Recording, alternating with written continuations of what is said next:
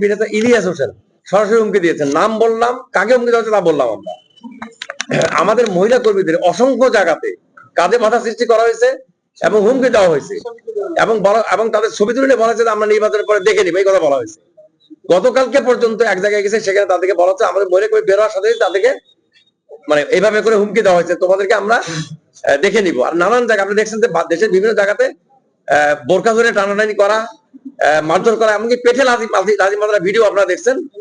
আমাদের কর্মীকে কারা লাথি মারছে এটা আপনারা দেখছেন। কিন্তু আমাদের দ্বারা কোনো মানুষের কোনো কাউকে হুমকি দেওয়া, কাউকে বলা, এরকম কোনো ছবি ভিডিও কিছু দ্বারা বলতে পারে ভেক অভিযোগ করে যাচ্ছে। এরপরে হলো পলাশবাড়ি ইউনিয়নের জ্ঞানদাস কালাইঘাটার আওয়ামী লীগ নেতা রামগঞ্জ ট্রাজেডি হত্যা মামলা আসামি সাইদুল ইসলাম, তিনি বিএনপিতে যোগদান করছেন। অসংখ্য নেতাকর্মী যোগদান করছেন, অসংখ্য। মামলার আসামিদের মধ্যে বেশ কয়েকজন আছেন, তার মধ্যে একজনের নাম বললাম। তিনি আমাদেরকে তার এলাকার বিভিন্ন ভোট কর্মীদের, আমাদের যে ভোট কর্মী আছে তাদেরকে ভয়ভীতি এবং হুমকি দিয়ে আসছেন। উনি এখন পাওয়ারফুল হয়ে গেছেন, উনি এখন পাওয়ার পার্টির, আগে ছিলেন পাওয়ার পার্টির নেতা, মাঝখানে আসামি হয়েছেন, এখন আবার আরেক পাওয়ার পার্টির নেতা হয়ে গেছেন, উনি হুমকি দিয়ে বেড়াচ্ছেন। আচ্ছা, তারপরে বিভিন্ন মামলা আসামি আওয়ামী লীগের সন্ত্রাসীদের মধ্যে বিভিন্ন মামলা আসামি, তাদেরকে আমরা যাদের বিরুদ্ধে মামলাগুলো হয়েছে তার 5 আগস্টের পরে 4 তারিখের ঘটনা পর্যন্ত নিয়ে যে মামলাগুলো হয়েছে, এরকম আসামিদের মধ্যে হর্ষবর্ধন এবং দীপক চক্রবর্তী, তারা দুইজনই মামলার আসামি। তাদেরকে তারা তাদের দলের সঙ্গে সংযুক্ত করে তাদেরকে অনিয়মতান্ত্রিক উপায়ে কাজে লাগিয়ে হিন্দু ভোটার যারা আছে তাদেরকে ভয় দেখে হুমকি দিয়ে টাকা দিয়ে খরিদ করে তাদেরকে ধানের ভোট দেওয়ার জন্য তারা মানে উদ্যোগ গ্রহণ করছে এবং তারা কাজ শুরু করছে।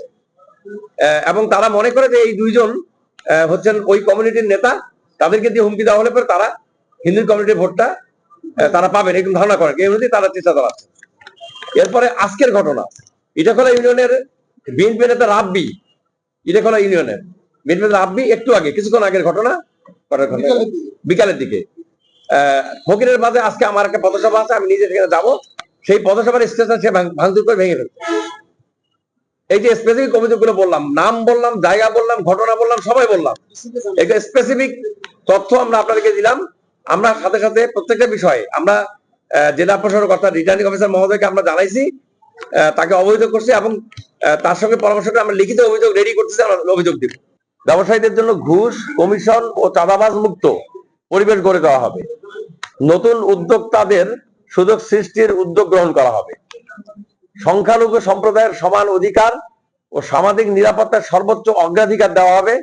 তাদের সংস্কৃতি, ভাষা ও ঐতিহ্য রক্ষায় বিশেষ সরকারি উদ্যোগ গ্রহণ করা হবে। সম্প্রীতি ও সহযোগিতামূলক পরিবেশ সৃষ্টি করা হবে। সকল ধর্ম ও বর্ণের মানুষের ধর্মীয় সহাবস্থান ও ধর্মীয় আচার অনুষ্ঠানে নিরাপত্তা নিশ্চিত করা হবে।